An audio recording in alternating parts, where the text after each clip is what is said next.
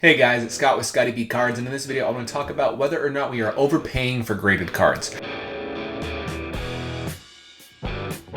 Grading has either destroyed or made the hobby better. You have to ask people whether it's ruined the hobby or made the hobby even better than it ever was. People have very strong opinions about a grading company, whether it's PSA or BGS or SGC or anything above, whether they like it or hate it. It's a very emotional topic in the hobby. And in this video, I want to discuss if we are overpaying for grading or if we are overpaying for grading cards. There's a lot of cards out there that can be a PSA 10 and we pay 5, 6, 7, 8, 9 times higher than we ever would if the card was raw. And for some cases like vintage, it makes sense. You want to pay for the perfect example. But are we letting this get out of hand where a card might have a minor scratch on the surface, minor. Another card might have a minor corner ding. And let's just say a certain person sees these two cards on any given day, gives one a 10, one a 9. The next day, if you cracked them both out, it could be opposite. The one that had the corner ding can get a 10, the one with the surface scratch can get a 9. And that's just the human element of grading. So I want to just discuss whether or not we are spending the money in the wrong place. If we're looking at the wrong place to really put our hard-earned dollars. I just want to discuss why grading is important first, because I don't want this to be a grading bashing session. I think grading has an extremely important role in the hobby. The first thing is it authenticates the card. There's many cards out there that are counterfeited very commonly. There's many cards out there that are trimmed. There's many cards that are altered in other single ways. And what these grading companies do is they can make sure that that's not the case for you, which is one of the best parts about grading. No grading company is perfect on that situation. Over every once in a while, a altered card or a fake card will pass through, but generally, like PSA, for example, does a good job. If that happens, they'll reimburse you and make sure you're taken care of.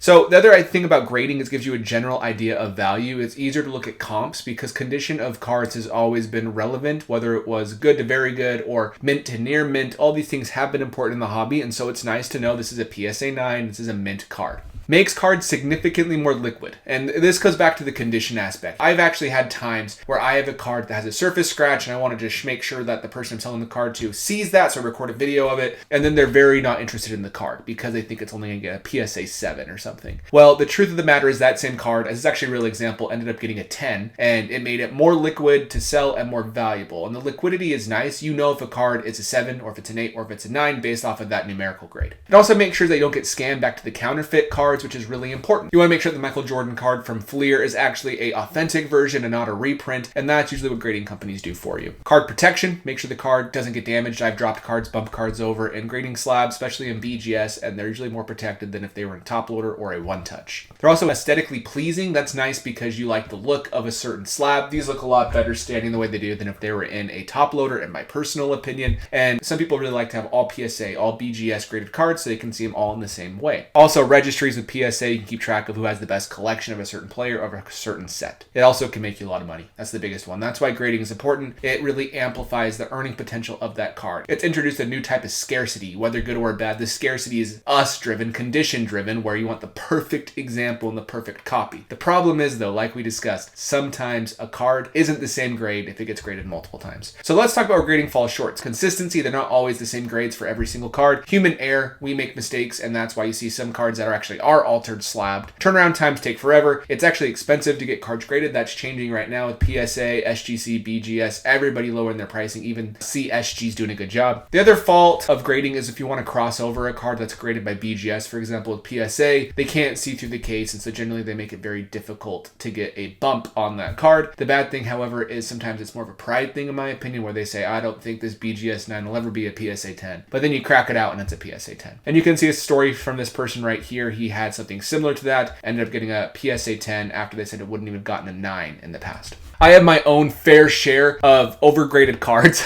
This Mike Trout should not have been a BGS 8. It just shouldn't have been. It was probably a BGS 6. I bet you if I cracked it out, sent it to PSA, it'd be a 6 or a 7. Reason for that is there was corner damage. It was off-centered. They said this was 8.5 centering. I did not agree. Left to right, it was way off. So I thought that card was overgraded. And then I had this card that I graded with SGC, and it had surface marks, a corner ding. I actually recorded videos, sent these to people who were interested in the cards. Number to 25 of a DeGrom rookie card. Really great card. And they didn't even want it because they didn't think it'd get a PSA 8 and it got a SGC 10. I think they were being dramatic, and I think this is closer to what it was. The next one is this PSA 10 Max Scherzer Update rookie card. This one's off center left to right. There's a border. It's hard to tell from this photo, but it is off center. And on top of that, the corners weren't perfect. They weren't bad, but they weren't sharp. And because I got this raw at a hobby shop for 30 bucks, I just sent it in for a PSA 8 or 9 so I could have it in my collection, pulled a 10. And so I ended up selling that one because I thought it was overgraded and I could use the money. So I went and sold it and bought other Max Scherzer rookie cards. On top of all of that, crossing cards between grading companies is too common. This Ronald Acuna went from a PSA 9 to a BGS 9.5. This Bryce Harper went from a 9.5 to a PSA 10. These are some great examples. You can see this DeGrom was a 9 with 9 corners and 9 surface, got a PSA 10. These two cards are kind of mind-blowing. This Fernando Tatis Jr. Blue had an 8.5 surface, got the PSA 10, and this one had an 8 on the edges and a 9 on the corners, and that also got a PSA 10. And there's just more examples of a bump here, and this is actually from PSA to PSA. They cracked it out, thought it was undergraded, pulled the PSA 10. That's the same thing where they have the same standards, but sometimes it can go either way. And then with this PSA 9 to BGS 9.5, this BGS 8 to a PSA 9, this BGS 9 to a PSA 10. This is a really big one, like a $4,000, $3,000 increase in this Corbin Carroll Bowman Chrome Gold Wave. And then even FCG is getting some action here from a 9.5 to a PSA 10. So I just wanted to show those just to let you know, sometimes it's more important to buy the card you love than buy the card in the higher grade. A higher grade is great, but in my personal view, a rare card that you love is more important than getting a PSA 10 of a card just because it's a PSA 10. And here's an example of that. Let's say you flash back to 2011. You're opening a box of Bowman Chrome. You pull a base Bryce Harper autograph and you're really excited. That's really exciting. The guy next to you pulls a blue Bryce Harper Bowman Chrome autograph and you're a little jealous because that card should be worth significantly more. There's probably 1,000 or 2,000 of these and only 150 of these. But we can see someone is paying pretty close to blue prices for PSA 10s. And that's just because it's a PSA 10-10. And for me, it's a little bit crazy in my eyes that it's this close in sales price. I'd rather save this money towards a blue any day of the week. And the reason for that is because a blue is iconic. A base is also great, but this is paying for the grade. And there's a time and a season for doing that. I get that he wants a PSA 10, but you can save up just a little bit more just to get the significantly better card in my eyes.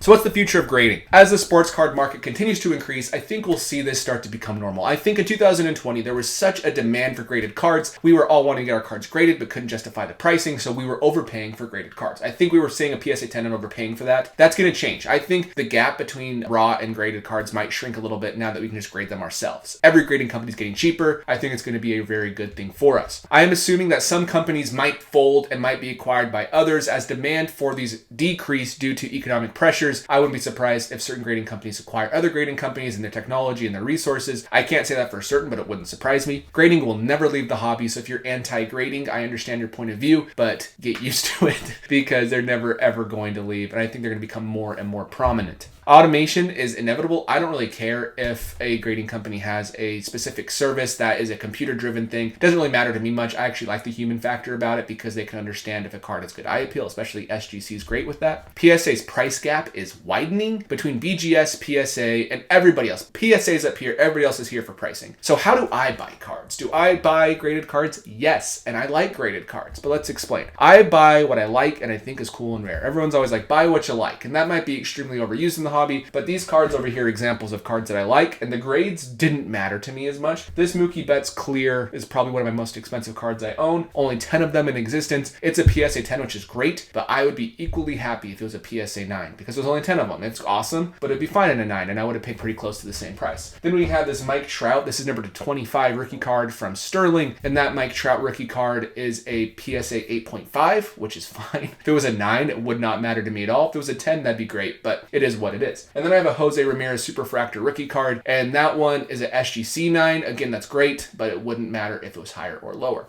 I like graded cards for the right price. Of course, I'm going to go after the card in the best condition that makes sense financially and based off of other comps and sales. And so I will target PSA, BGS, SGC, CSG. I'd target really anybody as long as it was the right card in the right price range for me. A lot of times I only have 1 or 2 PSA 10s in my collection because the price gap didn't quite make sense. But there's times it does, like this Mookie Betts, and so that's great. I picked it up for that reason. I equally sent to PSA, BGS, and SGC depending on the condition of the card. There's certain conditions of each card that might impact where I send the card to, and so for that reason, I send to all of them. I have not sent to CSG yet. They're doing a good job. They actually have great bulk for a good price of only $12, but I've just never used them yet. Maybe I will in the future, especially if they get bigger in the grading industry, but I just haven't used them yet. So here's an example how PSA's gap is widening, and the reason I say that is because the gap between BGS and PSA 9 is shrinking. This is purple is BGS 9.5, blue is PSA 9, and green is PSA 10. And you can see PSA 9 is essentially past or really close to BGS 9.5 at this point, and the gap between PSA 9 and PSA 10 is still really, really big. We're seeing this with PSA 10s versus SGC 10s. We're seeing this with BGS 10s versus PSA 10s. So that might impact what you buy. If you want to get graded cards that you want to hold major value, PSA probably will appreciate the most. Can grading be fixed? Like, AI may not be the answer. I think the human aspect's really important, so I don't really care if that happens, but it might. And does grading need to be fixed? I don't really know if it does. Maybe our perception of grading is what needs to be fixed. We need to accept inconsistencies because all cards probably have flaws besides the very, very few premium black labels from BGS or gold labels from SGC. And the last thing I want to point out, because we've seen this a lot, is send the cards you want to get graded once pricing makes sense, that you just want to be graded. It doesn't matter if it's going to grade perfect. It doesn't matter if it's a base card. Just enjoy grading for what you would like. Know what you're doing it for so you don't lose a ton of money if you're trying to make a profit, but do what you want with the hobby and enjoy yourself. There will always be weird price discrepancies in the hobby for graded cards with different companies between raw and 10s and all these different things. Use that to your advantage. Buy the cards you love. Buy cards you think could appreciate. Buy different opportunities where there's arbitrage or there's actually better deals for a different grade. I know this isn't anything groundbreaking, but it's just a nice reminder that enjoy cards for the cards. You know, the plastic cases they're encased in can change any day of the week. So other than that, let me know your comments down below if you like grading, hate grading, and other than that, I will see you in the next video.